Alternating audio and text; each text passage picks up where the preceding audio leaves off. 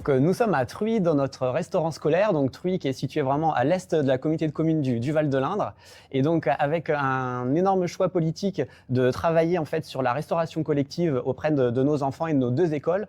Donc une école élémentaire où on a à peu près 140 enfants et une école maternelle avec pratiquement 60 enfants.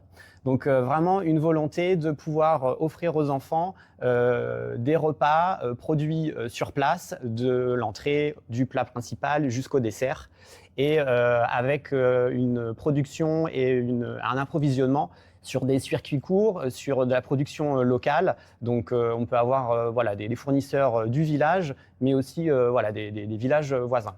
Donc aujourd'hui, on est aussi vraiment dans une démarche pour accentuer en fait cette dynamique.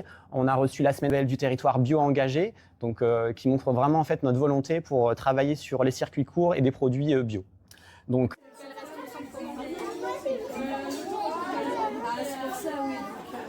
18 partenaires de producteurs locaux. C'est un engagement commun avec la municipalité sur la qualité des repas fournis au niveau des enfants. Pas tout seul, il y a une équipe de travailler maximum de produits à 100% fait maison.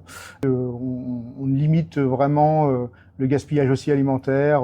On essaye vraiment de faire le restaurant scolaire idéal.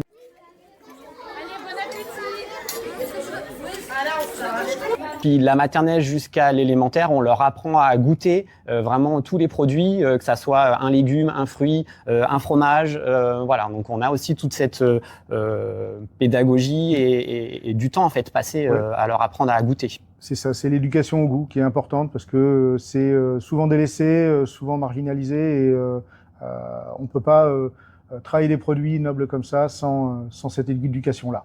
Aujourd'hui, je propose aux enfants un menu végétarien.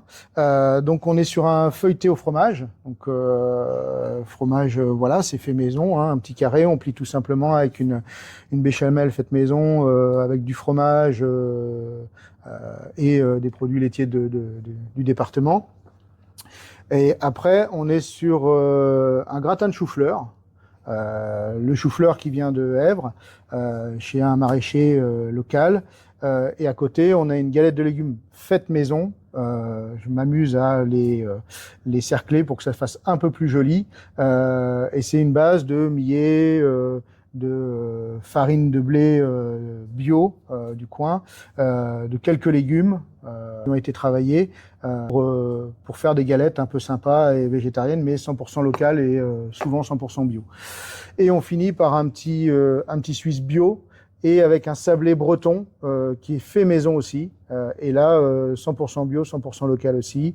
Des œufs bio, de la farine bio.